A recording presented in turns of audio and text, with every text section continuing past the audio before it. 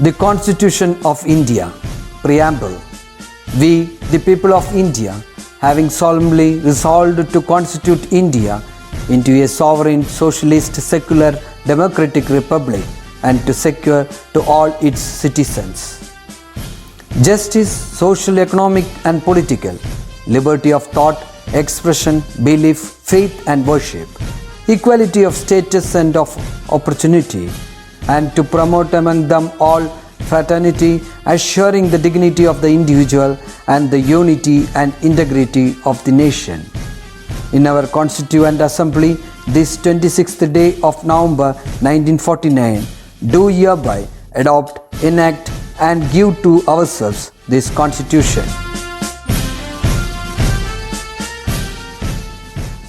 Hi students, welcome back to economics class. Till this we were discussing about rural development, infrastructure, agriculture, industry. അല്ലേ നമ്മൾ ആദ്യം തുടങ്ങി agriculture, industrial condition അല്ലേ ഓരോന്നായി discuss ചെയ്തു. Today we are going to discuss a new chapter that is environment and sustainable development. Environment and sustainable development, the two words is very familiar for you people, isn't it? And see, this chapter is very easy and very simple and you already discussed or studied it in lower classes. Okay, right from 5th standard onwards you might have learned the many concept that is related to this chapter. Okay, ഇത് നമ്മൾ 5th തൊട്ട് നിങ്ങൾ പഠിച്ചിട്ടുള്ള ചാപ്റ്ററാണ്, വളരെ easy ആയിട്ടുള്ള ചാപ്റ്ററാണ്. So this is the assignment chapter for you people. After watching the lesson you have to write the assignment in your notebook. Okay, so what do you mean by environment? Environment is the totality of resources in our planet. It consists of biotic and abiotic factors. See, environment വെച്ച് എന്താണ്? It is the totality of natural resources. അല്ലേ, ആ natural റിസോഴ്സിൽ എന്തൊക്കെ വരും? Biotic factors ഉണ്ടാകും, അബിയോട്ടിക് factors ഉണ്ടാകും. ഏതൊക്കെയാണ് biotic factors? അവിടെ നോക്കൂ, the factors all are living things or living organism in our planet. They are animals, plants, fish. അല്ലേ, ഇതൊക്കെ ജീവനുള്ള എല്ലാ വസ്തുക്കളെയും നമ്മൾ എന്ത് പറയും? ബയോട്ടിക് എന്ന് പറയും. അബിയോട്ടിക് എന്ന് വെച്ചാൽ എന്താ? ജീവനില്ലാത്തതാണ്. അല്ലേ, ഏതൊക്കെയാണ് ജീവനില്ലാത്തത്? That is air, sun, water. ഇതൊക്കെ എന്താണ്? ജീവനില്ലാത്തതാണ്. അല്ലേ, അപ്പോൾ ഇത് നിങ്ങൾ 7th സ്റ്റാൻഡേർഡിലും 5th സ്റ്റാൻഡേർഡിലൊക്കെ പഠിച്ചിട്ടുണ്ട്. ബയോട്ടിക് ഫാക്ടേഴ്സ് എന്താണ്, അതേപോലെ തന്നെ അബിയോട്ടിക് ഫാക്ടേഴ്സ് എന്തൊക്കെയാണെന്നുള്ളത്. Okay, I think it is clear. And the next one is functions of environment. Environmentന്റെ functions എന്തൊക്കെയാണ്? The first function is it supplies resources. നമുക്ക് ഒരുപാട് റിസോഴ്സസ് തരുന്നത് എൻവയോൺമെൻറ്റ് ആണ്. നമ്മൾ റിസോഴ്സസ് രണ്ടായി ഡിവൈഡ് ചെയ്യുന്നുണ്ട്. ദാറ്റ് ഈസ് റിന്യൂവബിൾ റിസോഴ്സസും നോൺ റിന്യൂവബിൾ റിസോഴ്സസും. അതിൽ എക്സാമ്പിൾസ് നോക്കൂ, വാട്ടർ, സൺഷൈൻ, പ്ലാന്റ്, അതേപോലെ ഫിഷറീസ് ഒക്കെ എന്താണ്? റിന്യൂവബിൾ റിസോഴ്സസ് ആണ്. അല്ലേ, നോൺ റിന്യൂവബിൾ വെച്ച് എന്താണ്? കോൾ, പെട്രോളിയം, മിനറൽസ് ഒക്കെ എന്ത് ചെയ്യുന്നുണ്ട്? നോൺ റിന്യൂവബിൾ റിസോഴ്സസ് ആണ്. അപ്പോൾ ഇത് നമ്മൾ കഴിഞ്ഞ ചാപ്റ്ററിൽ പഠിച്ചിട്ടുണ്ട്. അല്ലേ, the first and most important function of environment is to supply the resources. It is supplying the resources. I think it is clear. Next one is assimilate waste. മനുഷ്യന്മാർ തള്ളുന്ന എല്ലാ വേസ്റ്റുകളെയും എന്ത് ചെയ്യാണ്? അസിമിലേറ്റ് ചെയ്യുകയാണ്, സ്വീകരിക്കുകയാണ് ചെയ്യുന്നത്. That is many organic waste that we throw out are absorbed by soil and converted into manure. അല്ലേ, നമ്മൾ എന്ത് ചെയ്യുന്നു? പ്ലാസ്റ്റിക് അങ്ങനത്തെ വേസ്റ്റ് അല്ല, അല്ലാത്ത ഒരുപാട് വേസ്റ്റുകൾ, ഇപ്പോൾ പച്ചക്കറിയുടെ വേസ്റ്റുകൾ അല്ലേ, അതൊക്കെ നമ്മൾ മണ്ണിലേക്ക് എറിഞ്ഞ് എന്ത് ചെയ്യും? It will mix with soil. അല്ലേ, അത് പല പ്രോസസ്സിലൂടെ സോയിലിൽ മിക്സ് ചെയ്ത് പോകും. ഈ പ്രോസസ്സൊക്കെ നിങ്ങൾ എന്ത് ചെയ്തിട്ടുണ്ട്? സയൻസിൽ 10th വരെ നിങ്ങൾ പഠിച്ചിട്ടുണ്ട്. അല്ലേ, നെക്സ്റ്റ് വൺ നോക്കൂ, സസ്റ്റെയിൻ ലൈഫ്. അല്ലേ, നമുക്ക് നന്നായിട്ട് അറിയാവുന്ന ഒരു കാര്യമാണ് sustain life. Human life possible ആകണമെന്നുണ്ടെങ്കിൽ അവിടെ എൻവയോൺമെൻറ്റ് കൂടിയേ തീരൂ. അല്ലേ, നമ്മൾ ഫോട്ടോസിന്തസിസും ഓക്സിജൻ ലെവലും കാർബൺ ഡൈ ഓക്സൈഡ് ലെവലും ഒക്കെ മെയിൻറ്റെയിൻ ചെയ്യുന്നത് എൻവയോൺമെൻറ്റ് ആണ്, അവിടെയുള്ള റിസോഴ്സസ് ആണ്. അപ്പോൾ അത് വളരെ ഇമ്പോർട്ടൻ്റ് ആയിട്ടുള്ള ഒരു കാര്യമാണ്. അല്ലേ, നെക്സ്റ്റ് വൺ നോക്കൂ, പ്രൊവൈഡ് എസ്തെറ്റിക് സീരീസ്. അല്ലേ, ഒരുപാട് ബ്യൂട്ടിഫുൾ ആയിട്ടുള്ള കാര്യങ്ങൾ that it include mountains, reverse, birds, animals, flowers. അല്ലേ, പ്രകൃതി ഭംഗി ആസ്വദിക്കുന്നത് നമുക്കൊരു റിലാക്സേഷനാണ്. അല്ലേ, അപ്പോൾ അത് ആണ് അടുത്ത ഫങ്ഷനായിട്ടുള്ളത്, that is provide aesthetic series. അപ്പോൾ ഇത്രയാണ് ദ ഫങ്ഷൻസ് ഓഫ് എൻവയോൺമെൻറ്റ് എന്ന് പറയുന്നത്. It is very easy topic and I think it is clear. Next one is environment had generally 2 capacities. ഇത് വളരെ ഇമ്പോർട്ടൻ്റ് ആണ്, എക്സാമിന് എപ്പോഴും ചോദിക്കുന്നതാണ്. 2 കപ്പാസിറ്റിയാണ് എൻവയോൺമെൻറ്റിനുള്ളത്. The first one is carrying capacity. First one is carrying capacity and the second one is observative capacity. എന്താണ് observative capacity? What do you mean by carrying capacity? It means that the utilization of resources should be within the regeneration rate and the waste generated are within the assimilating capacity of environment. അത് വളരെ important ആണ്. അതായത് നമ്മൾ resources utilise ചെയ്യുന്നത് it should be within regeneration capacity.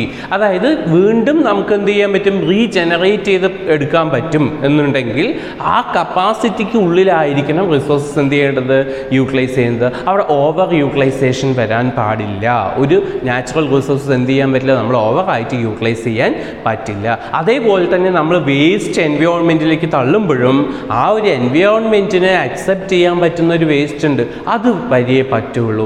അതിൽ കൂടുതൽ waste എന്ത് ചെയ്യാൻ പറ്റില്ല, നമ്മൾ എൻവയോൺമെൻറ്റിലേക്ക് കൊടുക്കാൻ പറ്റില്ല എന്നുള്ളതിനെയാണ് നമ്മൾ ക്യാരിയിങ് കപ്പാസിറ്റി എന്ന് പറയുന്നത്. അതിന് ക്യാരി ചെയ്യുന്ന കുറച്ച് കപ്പാസിറ്റി ഉണ്ട് അല്ലേ, അതിലെന്ത് ചെയ്യരുത്, കൂടുതലാവരുത് എന്നുള്ളതാണ്. Okay, see if utilisation level exceed carrying capacity, ഇനി നമ്മൾ യൂട്ടിലൈസ് ചെയ്യുന്ന ലെവൽ ക്യാരിയിങ് കപ്പാസിറ്റിയേക്കാളും കൂടുതലാണെങ്കിൽ, നമ്മൾ ഒരുപാട് എൻവയോൺമെൻറ്റിൽ മരങ്ങളിനെയൊക്കെ വെട്ടി മുറിച്ചെടുക്കുകയാണെന്നുണ്ടെങ്കിൽ, ഓവർ യൂട്ടിലൈസേഷൻ ചെയ്യുകയാണെന്നുണ്ടെങ്കിൽ, അല്ലെങ്കിൽ കൂടുതൽ പൊല്യൂട്ടഡ് ആയിട്ടുള്ള വസ്തുക്കൾ നമ്മൾ എൻവയോൺമെൻറ്റിലേക്ക് ഇടുകയാണെന്നുണ്ടെങ്കിൽ അവിടെ എന്ത് സംഭവിക്കും, അവിടെ നോക്കൂ, it will leads to environmental crisis. അവിടെ എൻവയോൺമെൻറ്റൽ ക്രൈസിസ് അവിടെ ഉണ്ടാവും. Okay, and the next one is absorptive capacity.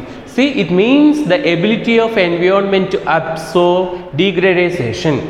If we put more waste than observative capacity, environment pollution will take place. നമ്മൾ യൂസ് ചെയ്തിട്ടുള്ള വസ്തുക്കൾ എന്ത് ചെയ്യും, നമ്മൾ എൻവയോൺമെൻറ്റിലേക്ക് ത്രോ ചെയ്യും, വലിച്ചെറിയും, അല്ലെങ്കിൽ അത് ഡിസ്പോസ് ചെയ്യാൻ നമ്മൾ എൻവയോൺമെൻറ്റ് യൂസ് ചെയ്യാറുണ്ട്. പക്ഷേ അതിനൊരു കപ്പാസിറ്റി ഉണ്ട് അല്ലേ, ആ കപ്പാസിറ്റിയേക്കാളും കൂടുതലായിട്ട് യൂസ് ചെയ്യുന്ന സമയത്താണ് എൻവയോൺമെൻറ്റൽ പൊല്യൂഷൻ ഉണ്ടാവുക എന്നുള്ളതാണ്. Okay, I think it is clear. See, global warming and ozone depletion are the major environmental threats of the modern world. അല്ലേ, ഇപ്പോൾ മോഡേൺ വേൾഡ് ഫേസ് ചെയ്യുന്ന വളരെ ഇമ്പോർട്ടൻ്റ് ആയിട്ടുള്ള 2 ത്രെഡ് എന്താണെന്ന് ചോദിച്ചാൽ, ഒന്ന് ഓസോൺ ഡിപ്ലീഷനും ഗ്ലോബൽ വാർമിങ്ങും ആണ് അല്ലേ. ഗ്ലോബൽ വാർമിംഗ്, ആഗോളതാപനം, ഓസോൺ ഡിപ്ലീഷൻ, ഓസോൺ ശോഷണം അല്ലേ. ഈ 2 സംഭവങ്ങളാണ് ഇപ്പോൾ എൻവയോൺമെൻറ്റ് ഫേസ് ചെയ്യുന്ന പ്രോബ്ലംസ്, മെയിൻ ഇമ്പോർട്ടൻറ്റ് പ്രോബ്ലംസ് ആണ്. This you have learned in the lower classes അല്ലേ, ലോവർ ക്ലാസ്സസിൽ നിങ്ങൾ പഠിച്ചിട്ടുണ്ട്. See, the first one is global warming. എന്താ global warming? Increasing the level of temperature അല്ലെ. നമ്മളുടെ സർഫേസിൽ, എർത്തിൻ്റെ സർഫേസിൽ എന്ത് ചെയ്യണം, ടെമ്പറേച്ചർ എന്ത് ചെയ്യണം, ഒരു ലിമിറ്റ് ഉണ്ട്, അതിനേക്കാളും കൂടുതൽ ടെമ്പറേച്ചർ ഇൻക്രീസ് ചെയ്യുന്നതിനെയാണ് ഗ്ലോബൽ വാർമിംഗ് എന്ന് പറയുന്നത്. From this picture you might have understood what is global warming and what is it's causes എന്നുള്ളത് നോക്കിയാൽ തന്നെ നിങ്ങൾക്ക് മനസ്സിലാകാൻ പറ്റും. അപ്പോൾ അതിനുള്ള റീസൺസ് എന്തൊക്കെയാണ്? ഒന്ന് industrialisation, huge rise in the number of vehicles, deforestation അല്ലേ. വ്യവസായങ്ങൾ കൂടുതൽ വന്നു, ഡിഫോറസ്റ്റേഷൻ, മരങ്ങൾ വെട്ടി നശിപ്പിച്ചു, അതേപോലെ വെഹിക്കിൾസിൻ്റെ എണ്ണം കൂടുതലായി. ഇതൊക്കെയാണ് ഗ്ലോബൽ വാർമിങ്ങിന് കാരണമായത്. ഗ്രീൻ ഹൗസ് ഗ്യാസസ് കൂടുതലാവുന്നതിനെയാണ് നമ്മൾ എന്ത് പറയുന്നത്, അവിടെ ഈ ഗ്ലോബൽ വാർമിംഗ് വരാനുള്ള റീസൺ എന്ന് പറയുന്നത്. അവിടെ ഗ്രീൻ ഹൗസ് ഗ്യാസസ് ഏതൊക്കെയാണ്? Carbon dioxide and methane അല്ലേ, എക്സെട്ര. ഇതൊക്കെയാണ് ഗ്രീൻ ഹൗസ് ഗ്യാസസ് എന്ന് പറയുന്നത്. അപ്പോൾ ഇതിൻ്റെ അളവ് കൂടുതലാകുമ്പോഴാണ് എന്ത് സംഭവിക്കുന്നത്, ചൂട് കൂടുതലും ഗ്ലോബൽ വാർമിംഗ് ആകുകയും ചെയ്യുന്നത്. Okay, see let us examine what is the consequences of global warming. Global വാർമിങ്ങിൻ്റെ കോൺസിക്വൻസസ് എന്താണെന്ന് നമുക്ക് നോക്കാം.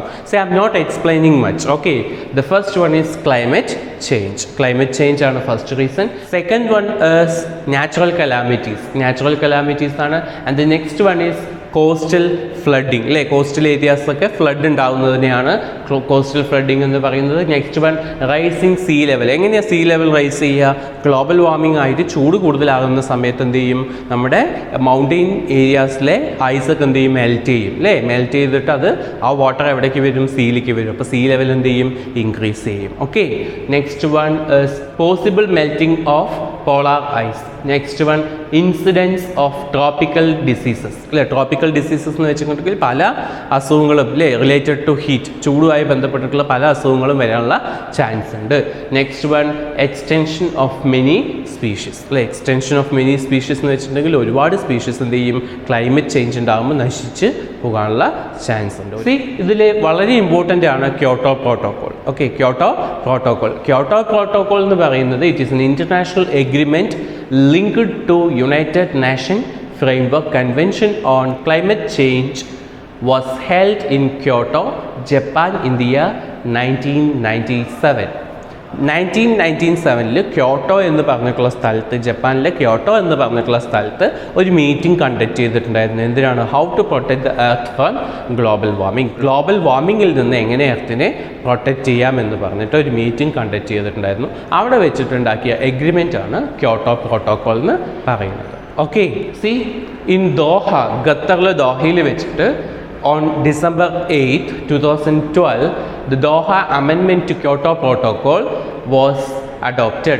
The Paris Agreement is an agreement with United Nations Framework on Climate Change dealing with the greenhouse emissions, mitigation, adaptation and finance starting in the year 2020. C, അപ്പോൾ ഒരുപാട് agreement അതിൽ important ആയിട്ടുള്ളതാണ് Kyoto protocol എന്ന് പറയുന്നത്.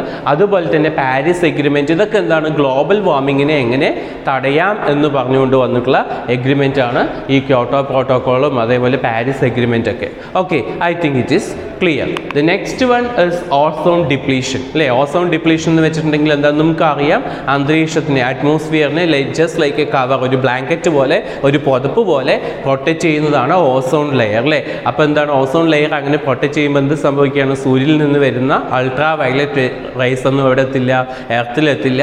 അങ്ങനെ പല വിധത്തിലും ഈ സൺറൈസിലെ പല മാരകമായിട്ടുള്ള റേസും ഭൂമിയിലോട്ട് വരാതെ പ്രൊട്ടക്റ്റ് ചെയ്യുന്നത് ഏതാണ്, ഈ ഓസോൺ ലെയർ ആണ്. സി, അതിൻ്റെ റീസൺസ് എന്തൊക്കെയാണെന്ന് വെച്ചിട്ടുണ്ടെങ്കിൽ ദാറ്റ് ഈസ് റെഫ്രിജറേറ്റർ, അതേപോലെ തന്നെ AC അല്ലേ, പെർഫ്യൂം, ഇതിനൊക്കെ പോകുന്ന ക്ലോറോ ഫ്ലൂറോ കാർബൺ പോലുള്ള കെമിക്കൽസ് എന്ത് ചെയ്യും, അവിടെ അറ്റ്മോസ്ഫിയറിൽ എത്തുകയും അപ്പോൾ എന്ത് സംഭവിക്കും, അവിടെ ഹോൾ കുറച്ചുകൂടി വലുതായിട്ട് വരും. അങ്ങനെ ഹോൾ വലുതാകുമ്പോൾ എന്ത് സംഭവിക്കും, ഡയറക്റ്റ് ആയിട്ട് സൺറൈസ് എർത്തിൽ റീച്ച് ചെയ്യും. അത് പല പ്രശ്നങ്ങൾക്കും കാരണമാകും. എന്തൊക്കെയാണ് ആ പ്രശ്നങ്ങൾ?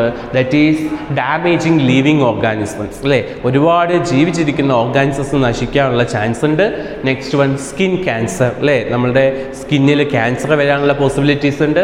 ഡാമേജിങ് അക്വറ്റിക് ഓർഗാനിസംസ് അല്ലേ, ഒരുപാട് ഓർഗാനിസംസിനെയൊക്കെ എന്ത് ചെയ്യും, അത് നശിപ്പിക്കുമെന്നുള്ളതാണ്. See, the next one is a protocol or agreement related to ozone depletion.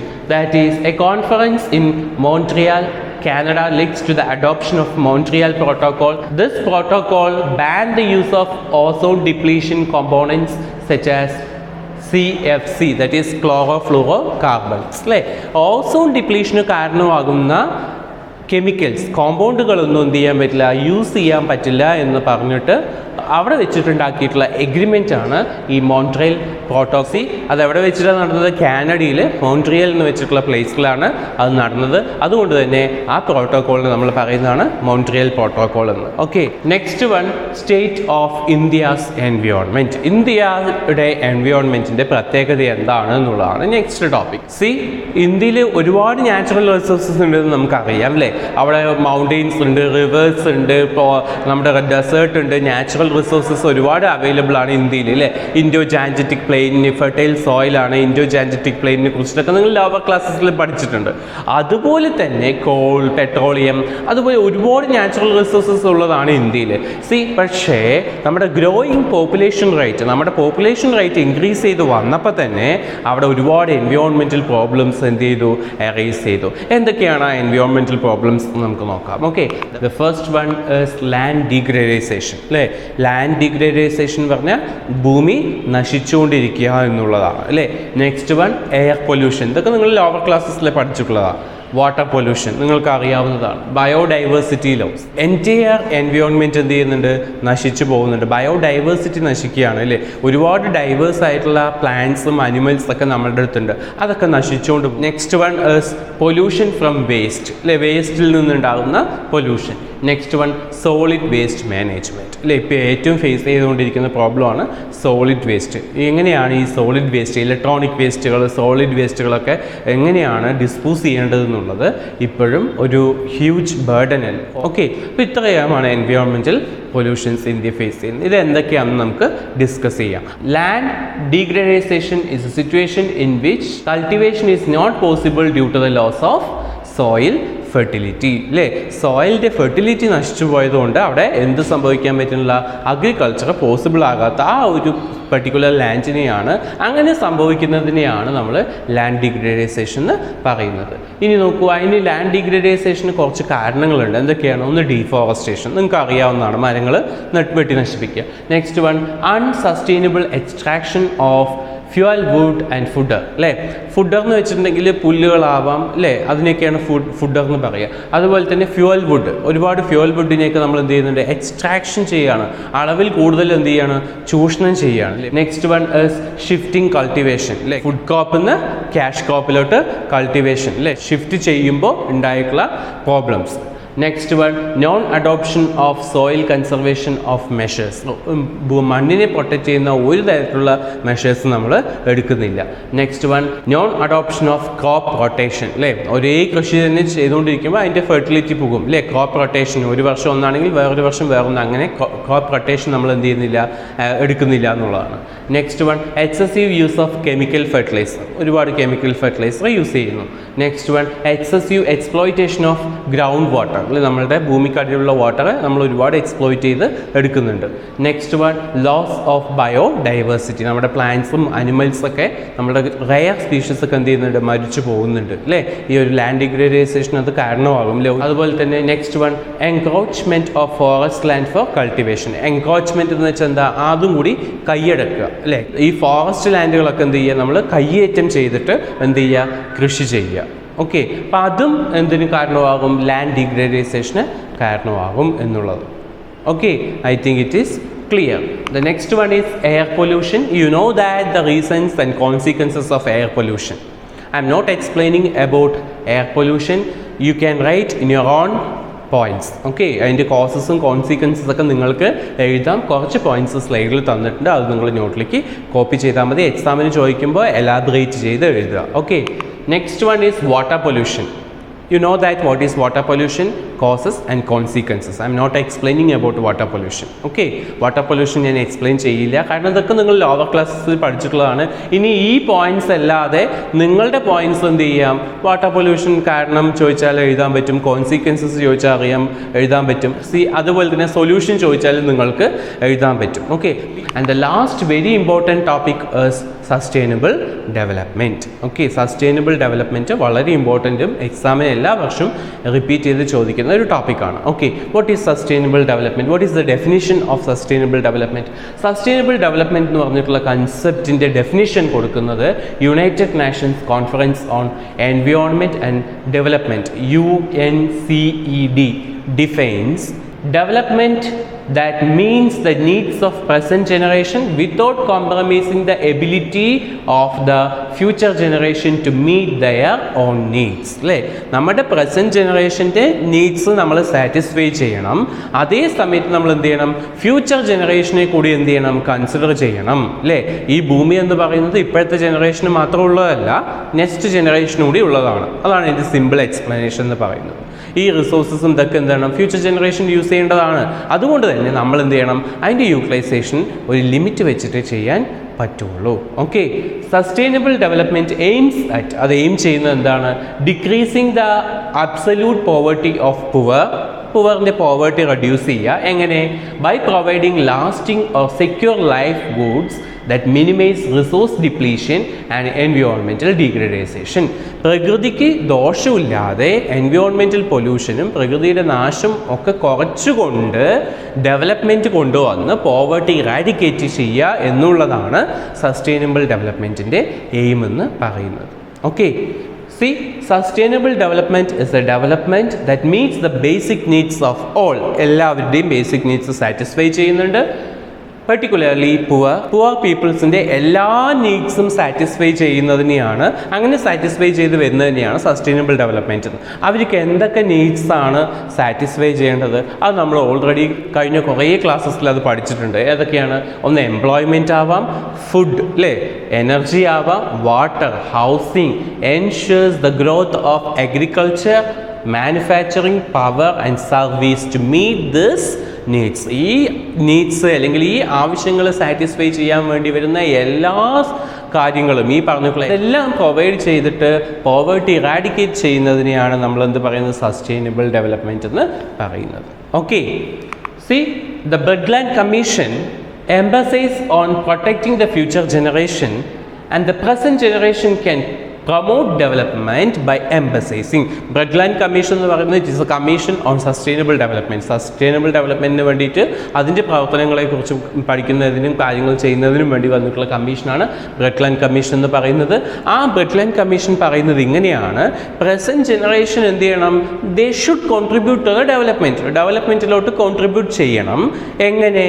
അവിടെ ചില ക്രൈറ്റീരിയാസ് പറഞ്ഞിട്ടുണ്ട്. The first one is conservation of natural asset. പ്രകൃതിയുടെ നാച്ചുറൽ അസറ്റിനെ ഒരു വിധത്തിലും ദോഷം ചെയ്യാൻ പാടില്ല. That is the first condition. Second condition, preservation of regenerative capacity of world natural ecological system. അതായത് റീജനറേഷൻ കപ്പാസിറ്റി അല്ലേ, റീജനറേഷൻ കപ്പാസിറ്റി നമ്മൾ പഠിച്ചിട്ടുണ്ട്. അതിനെ കൂടുതൽ ഇമ്പോർട്ടൻസ് കൊടുത്തിട്ട് വേണം ഡെവലപ്മെൻറ്റ് വരാൻ എന്നുള്ളതാണ്. Okay, the next one is avoiding the imposition of added cost or risk on future generation. അതുപോലെ തന്നെ നമ്മളിപ്പോൾ ചെയ്തു വെക്കുന്നതൊക്കെ ആർക്കാണ് ബേർഡൻ ആവുന്നത്? ഫ്യൂച്ചർ ജനറേഷനാണ് ബേർഡൻ ആവുന്നത്. അപ്പോൾ അത് ചെയ്യാൻ പറ്റില്ല. Okay, and the next one, factors that make development unsustainable. എന്തുകൊണ്ടാണ് സസ്റ്റെയിൻ അല്ലാത്തത്, സസ്റ്റൈനബിൾ ഡെവലപ്മെൻറ്റ് വരാത്തത്?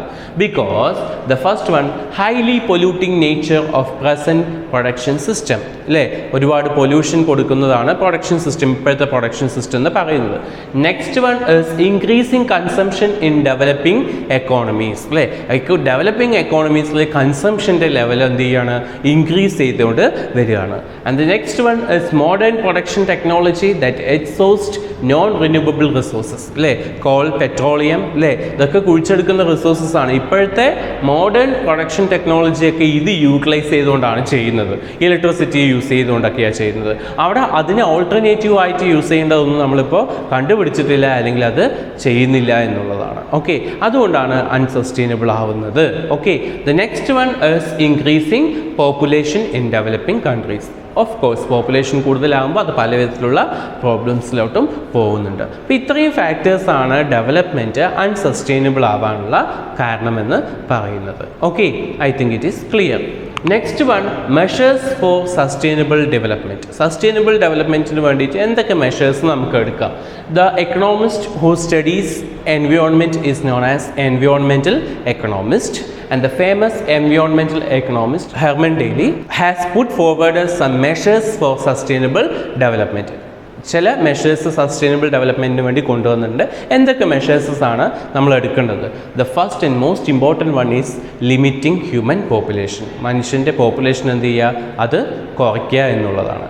And the next one is sustainable extraction of renewable resources. നമുക്ക് സസ്റ്റൈനബിൾ എക്സ്ട്രാക്ഷൻ, നമ്മൾ കൂടുതലായിട്ടും റിന്യൂവബിൾ റിസോഴ്സസ് യൂട്ടിലൈസ് ചെയ്യാൻ തുടങ്ങുക എന്നുള്ളതാണ് അല്ലേ. നമ്മൾ ഇലക്ട്രിസിറ്റിയെ മാത്രം ഡിപ്പെൻഡ് ചെയ്യാതെ സോളാർ എനർജിയും കൂടി എന്ത് ചെയ്യുക? യൂസ് ചെയ്യുക. അങ്ങനെ ഓൾട്ടർനേറ്റീവ് ആയിട്ട് റിന്യൂവബിൾ റിസോഴ്സസ് യൂസ് ചെയ്യാൻ പറ്റുന്നുണ്ടെങ്കിൽ അത് യൂട്ടിലൈസ് ചെയ്യുക. Okay, and the next one is limiting the use of non renewable resources. അത് തന്നെയാണ്, നോൺ റിന്യൂവബിൾ റിസോഴ്സസ് കുറച്ച് റിന്യൂവബിൾ റിസോഴ്സസ് കൂട്ടുക. Okay, next one, correcting the inefficiency from pollution അല്ലേ. പൊല്യൂഷൻ വരാതെയും അല്ലെങ്കിൽ പൊല്യൂഷൻ വരുമ്പോൾ അതിൽ നിന്നുണ്ടാകുന്ന പ്രശ്നങ്ങളെയൊക്കെ എന്ത് ചെയ്യുക? കറക്റ്റ് ചെയ്യുക എന്നുള്ളത്. Okay, next one, adoption of input efficient technology അല്ലേ. കൂടുതൽ ഇൻപുട്ട്, എഫിഷ്യൻ്റ് ആയിട്ടുള്ള ഇൻപുട്ട് യൂസ് ചെയ്യാനുള്ള ടെക്നോളജീസ് ഇംപ്ലിമെൻറ്റ് ചെയ്യുക എന്നുള്ളതാണ്. അപ്പോൾ ഇതൊക്കെയാണ് മെഷേഴ്സ്. ഇതൊക്കെ നിങ്ങൾ എന്ത് ചെയ്യണം? എക്സാമിന് ചോദിക്കുമ്പോൾ എലാബറേറ്റ് ചെയ്ത് എഴുതണം. Okay, the last one strategies four sustainable development. നമുക്ക് എന്തൊക്കെ സ്ട്രാറ്റജി അഡോപ്റ്റ് ചെയ്യാം എന്നുള്ളതാണ്. അത് തന്നെയാണ് മെഷേഴ്സിലും വരുന്നത്. അതിൻ്റെ എക്സ്പ്ലനേഷൻ തന്നെയാണ് ഇവിടെ കൊടുക്കുന്നത്. Use of non conventional energy sources. Okay, non conventional energy sources നമ്മൾ യൂസ് ചെയ്യാം. ഏതൊക്കെയാണ് അവിടെ യൂസ് ചെയ്യുന്നത്? സോഴ്സസ് ഓഫ് വിൻഡ്, സോളാർ, അങ്ങനത്തെ ഉള്ള എനർജീസ് ഒക്കെ നമ്മൾ യൂസ് ചെയ്യുക എന്നുള്ളതാണ് first strategy. Use of LPG and gobar gases. അല്ലെ, ഗോബാർ ഗ്യാസസ് എന്ന് വെച്ചിട്ടുണ്ടെങ്കിൽ എന്താ? അനിമൽസിൻ്റെ വേസ്റ്റിൽ നിന്ന് എന്ത് ചെയ്യുകയാണ്? ഗ്യാസ് ഉണ്ടാക്കിയിട്ട് അതിലൂടെ എന്ത് ചെയ്യുകയാണ്? എനർജി സേവ് ചെയ്യുന്നതിനെയാണ്, അതാണ് ഗോബാർ ഗ്യാസസ് എന്ന് പറയുന്നത്. റൂറൽ ഏരിയാസിൽ നമുക്ക് ഉണ്ടാക്കാവുന്ന ഒന്നാണ് ഈ ഗോബാർ ഗ്യാസസ്. അല്ലേ, പശുവിൻ്റെയൊക്കെ വേസ്റ്റിൽ നിന്ന് എന്ത് ചെയ്യുക? ഗ്യാസ് ഫോം ചെയ്യുക. ബയോ വേസ്റ്റിൽ നിന്ന് നമ്മൾ എന്ത് ചെയ്യുക? ഗ്യാസ് ഫോം ചെയ്തിട്ട് കുക്കിങ്ങിന് വേണ്ടി യൂസ് ചെയ്യുക. LPG അതൊക്കെ അതിൻ്റെയൊക്കെ യൂസ് എന്ത് ചെയ്യുക? കുറച്ചിട്ട് ഇങ്ങനത്തെ ഉള്ള ആൾട്ടർനേറ്റീവ് ആയിട്ടുള്ള സംഭവങ്ങൾ കൂടുതലായിട്ട് യൂട്ടിലൈസ് ചെയ്യുക എന്നുള്ളത്. Okay, and the next one is the use of CNG in urban areas. അല്ലേ, ലോവർ എയർ പൊല്യൂഷൻ വരുന്ന CNG പോലുള്ള സംഭവങ്ങൾ അർബൺ ഏരിയാസിൽ ട്രാവലിങ്ങിനൊക്കെ നമ്മൾ എന്ത് ചെയ്യുക? യൂസ് ചെയ്യുക. Next one is mini hydel project. അല്ലെ, ഹൈഡൽ പ്രോജക്റ്റ് എന്ന് വെച്ചിട്ടുണ്ടെങ്കിൽ ഇലക്ട്രിസിറ്റി ഉണ്ടാക്കാൻ വേണ്ടിയിട്ട് ചെറിയ ചെറിയ മിനി ഹൈഡൽ പ്രോജക്റ്റ് എന്ത് ചെയ്യുക? നമ്മൾ കൊണ്ടുവരിക എന്നുള്ളതാണ്. അങ്ങനെ വരുമ്പോൾ നമുക്ക് എന്ത് ചെയ്യാൻ പറ്റും? ഇലക്ട്രിസിറ്റി ഷോർട്ടേജ് നമുക്ക് റെഡ്യൂസ് ചെയ്യാൻ പറ്റും. Okay, next one is traditional knowledge and practices. അല്ലേ, നമ്മൾ പണ്ട് കാലത്ത് യൂസ് ചെയ്തിട്ടുള്ള പല സംഭവങ്ങളും നമുക്ക് എന്ത് ചെയ്യാൻ പറ്റും? ഇപ്പോൾ യൂസ് ചെയ്യാൻ പറ്റുമെന്നുള്ളതാണ്. Okay, next one is organic farming. അവിടെ ഓർഗാനിക് ഫാമിംഗ് എന്ന് പറയുമ്പോൾ നമുക്ക് അറിയാൻ പറ്റും high use of chemical fertiliser is not suitable for the sustainable development and the sustainable alternative is organic farming. Organic farming എന്ന് വെച്ചിട്ടുണ്ടെങ്കിൽ എന്താണെന്നുള്ളത് നമ്മൾ കഴിഞ്ഞ ക്ലാസ്സിൽ പഠിച്ചിട്ടുണ്ട്. ഇവിടെ ഓർഗാനിക് ഫാമിങ്ങിൻ്റെ 2 കോമ്പോണൻസ് ആണ് നമ്മൾ പഠിക്കാനുള്ളത്. ഒന്ന് ബയോ കമ്പോസ്റ്റിങ്ങും ബയോ പെസ്റ്റ് കൺട്രോളും. എന്താ ബയോ കമ്പോസ്റ്റിംഗ് എന്ന് വെച്ചിട്ടുണ്ടെങ്കിൽ നമ്മളുടെ ഓർഗാനിക് വേസ്റ്റ്, അല്ലേ, അടുക്കളയിൽ നിന്നും കിട്ടുന്ന വേസ്റ്റ്, അല്ലെങ്കിൽ പലതരത്തിലും മണ്ണിൽ അലിഞ്ഞു ചേർന്ന് നല്ല ജൈവം, അല്ലേ, ബയോ ഫെർട്ടിലൈസേഴ്സ് ഒക്കെ നമ്മൾ പഠിച്ചിട്ടുണ്ട്. അല്ലേ, അങ്ങനത്തുള്ള വേസ്റ്റ് നമ്മൾ കൂടുതലായിട്ട് ഉപയോഗിക്കുക. ഏതിന് പകരം? കെമിക്കൽ ഫെർട്ടിലൈസറിന് പകരം ബയോ ഫെർട്ടിലൈസർ കൂടുതൽ ഉപയോഗിക്കുന്നതിനെയാണ് നമ്മൾ ബയോ കമ്പോസ്റ്റിംഗ് എന്ന് പറയുന്നത്. അതുപോലെ തന്നെ pest control, bio pest control എന്ന് പറയുമ്പോൾ എന്താണ്? നമ്മളുടെ എൻവയോൺമെൻറ്റിൽ ഇപ്പോൾ മണ്ണിര, അല്ലേ, മണ്ണിര ഒക്കെ കർഷകൻ്റെ മിത്രം എന്നാ പറയുക. അല്ലേ, അതെന്തുകൊണ്ടാണ്? അത് ഉള്ള സ്ഥലത്ത് സോയിലിൻ്റെ ഫെർട്ടിലിറ്റി എന്ത് ചെയ്യും? ഇൻക്രീസ് ചെയ്യും. അല്ലേ, അങ്ങനത്തെ പല ഇൻസെക്ട്സ് അല്ലെങ്കിൽ സ്നേക്ക് ഇതൊക്കെ യൂട്ടിലൈസ് ചെയ്തുകൊണ്ട് നമുക്ക് എന്ത് ചെയ്യാൻ പറ്റും? ഒരു പരിധി വരെ നമുക്ക് അത് കൃഷിക്ക് യൂട്ടിലൈസ് ചെയ്യാൻ പറ്റുമെന്നുള്ളതാണ്. അങ്ങനത്തെ ടെക്നിക്സുകളൊക്കെ അല്ലെങ്കിൽ അതൊക്കെ നമ്മൾ കുറച്ചുകൂടി യൂസ് ചെയ്യുക എന്നുള്ളതാണ്. Okay, I think it is clear. Okay, ഇനി ഇതിൻ്റെ ഒരു എക്സ്പ്ലനേഷൻ തന്നെയാണ് ഇവിടെ കൊടുത്തിട്ടുള്ളത്. ഈ നോട്ട്സാണ് നിങ്ങൾ കോപ്പി ചെയ്യേണ്ടത്. ഒന്ന് use of non conventional sources of energy, next one LPG, gobar in rural ഏരിയാസിൽ അത് കൊണ്ടുവരിക എന്നുള്ളത്. Next one CNG in urban ഏരിയാസിൽ കംപ്രസ്ഡ് നാച്ചുറൽ ഗ്യാസസ് യൂട്ടിലൈസ് ചെയ്യുക ട്രാൻസ്പോർട്ടിന് വേണ്ടിയിട്ടുള്ളത്.